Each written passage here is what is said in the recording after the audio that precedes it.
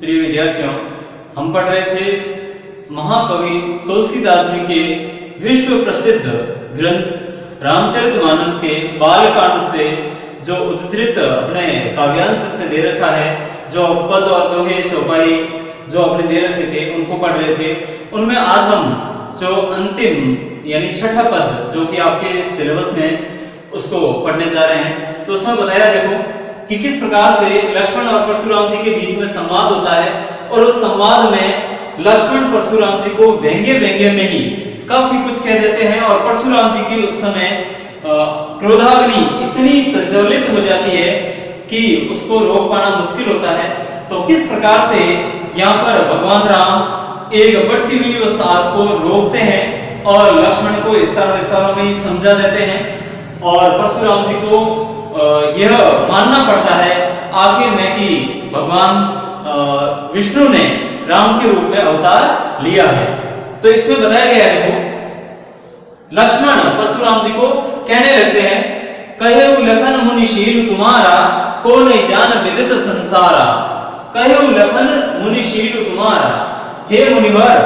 लक्ष्मण कहते हैं कि हे मुनिवर, आपके शील को, आपकी विनम्रता को कौन नहीं जानता, ये पूरा संसार जानता है। विदित संसारा को नहीं जानी, यानी कौन नहीं जानता है, पूरा संसार आपके तो शील यानी शालीनता को पूरा संसार जानता है। आप तो बड़े शालीन हैं, गंभीर रहने वाले हैं।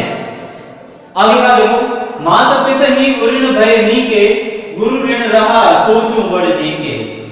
जो अपने माता पिता के ऋण से मुक्त हो गया है, अर्थात परशुराम जी ने अपनी ही माता का वध किया था। इस कारण से बताया गया है कि माता पिता के ऋण से जो उन्मुक्त हो गए और अब अपने गुरु के ऋण के बारे में बड़े आए सोचने वाले। आगे क्या कहा देखो, सो जनु हमरे ही माथे काटा दिन चली गए ब्याज बड़ बाटा। इस प्रकार से देखा जाए तो कवि ने यहाँ हमें बताया है कि लक्ष्मण कहते हैं कि दिन काफी चले गए, हमारे ऊपर जो कर्ज हो गया है उसके दिन काफी चले गए हैं, ब्याज भी उसका बढ़ गया होगा, इसलिए वो सारा व्यवहार करने के लिए हम तत्पर हैं, हमारे ऊपर वो उसका व्यवहार कर दीजिए। तो अब क्या कहा देखो, अब आनिया गगरिया बोली तो तुरंत देहू में थैली खोली।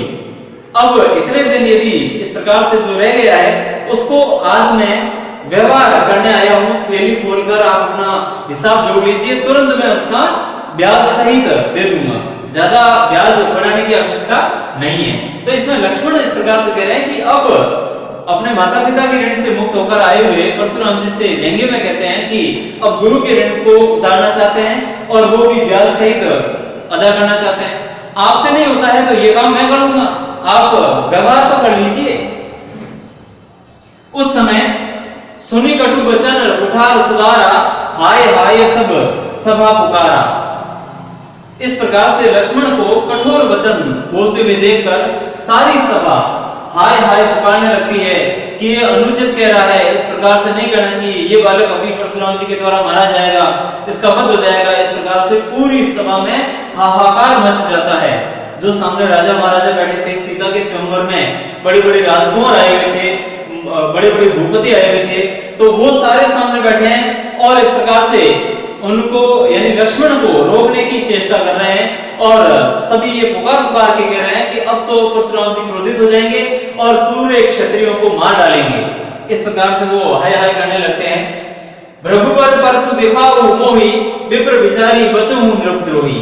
और लक्ष्मण ने उनके क्रोध को और बढ़ाने के लिए और व्यंग्य छोड़ दिया, कहा हे भृगुवर, हे मुनिवर, आपको ऋषि भृगु का बेटा समझकर, आप ऋषि भृगु के पुत्र हैं, इस कारण से आपको छोड़ रहा हूं, और दूसरा आप ब्राह्मण भी है, इस कारण से छोड़ रहा हूं। विप्र विचारी, विप्र का मतलब होता है ब्राह्मण, विप्र है इसलिए आपको छोड़ रहा हूं। आप राजाओं के द्रोही है, राजाओं के दुश्मन है, क्षत्रिय कुल के दुश्मन है, फिर भी मैं आपको छोड़ रहा हूं। क्यों? क्योंकि आप एक ब्राह्मण है और एक ऋषि के पुत्र है, इस कारण से। मिले न कबहु सुभट रणगाड़े, द्विज देवता घर ही के बाड़े। और परशुराम जी को व्यंग्य करते हुए लक्ष्मण ने कहा कि आपको अभी तक कोई भी इस प्रकार से महान योद्धा युद्ध भूमि में युद्ध करने वाला मिला ही नहीं है, अभी तक तो आप घर में ही शेर बनकर बैठे हो। आपसे कोई मुकाबला करने वाला ऐसा योद्धा, महान योद्धा है ही नहीं है।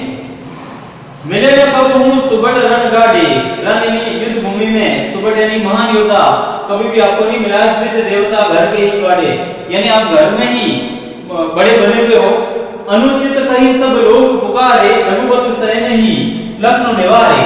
उस समय जितनी भी सामने प्रजा बैठी थी, जितने भी राजा महाराजा बैठे थे, उन सबने कहा कि ये बालक अनुचित बोल रहा है, ये इसको ऐसा नहीं बोलना चाहिए, ये अभी परशुराम जी के द्वारा मारा जाएगा और पूरे क्षत्रियों को मार देंगे, इसलिए ऐसा इसको नहीं बोलना चाहिए। उस समय जब उस परशुराम जी की क्रोधाग्नि को बढ़ते हुए देखा तो राम ने आंखों के इशारों में लक्ष्मण को कहने से रोका। रघुपति सहना ही लखनऊ निवारे, लक्ष्मण का निवारण किया। लक्ष्मण को कहा शांत हो भाई, अब रुक जा, नहीं तो अब अनर्थ हो जाएगा, क्योंकि परशुराम जी शस्त्र उठाएंगे और सामने लक्ष्मण ने भी शस्त्र उठा दिया तो अनर्थ होने वाला था, उससे कोई अच्छा नहीं होने वाला था। इस कारण से अशुभ की शंका के कारण रघुपति यानी भगवान श्री राम, दशरथ नंदन राम ने उस समय लक्ष्मण को रोका। और आगे क्या कहा देखो, लखन उतर आहुति सरेस रघुवर को कृष्ण को भरता है अग्नि।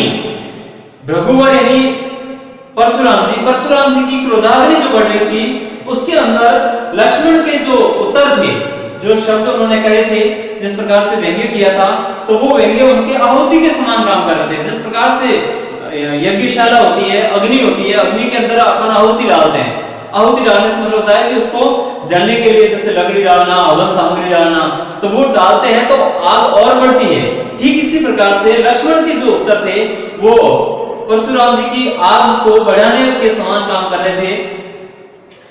बढ़त देखी जल सम वचन बोले रघुकुल भानु, और इस प्रकार से उस क्रोधाग्नि को बढ़ते हुए देखा तो रघुकुल भानु यानी भगवान श्री राम है जो जल के समान, उस बढ़ती हुई आग को बुझाने के लिए जल के समान मीठे वचनों में, मधुर वचनों में परशुराम जी से आग्रह करने लगे, प्रार्थना करने लगे कि हे मुनिवर, आप इतना क्रोध मत कीजिए, जो भी हमसे क्षमा हुई है, भूल हुई है, उसके लिए क्षमा कीजिए, माफ कर दीजिए। इस प्रकार से वो अपने मीठे वचनों से, मधुर वचनों से उनकी आग को शांत करते हैं और फिर उनकी परीक्षा पर खरे उतरकर यह साबित करते हैं कि विष्णु भगवान ने राम के रूप में अवतार लिया है।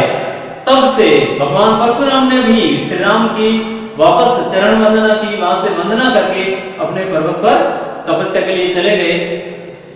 इस प्रकार से ये अपना पाठ पूरा होता है।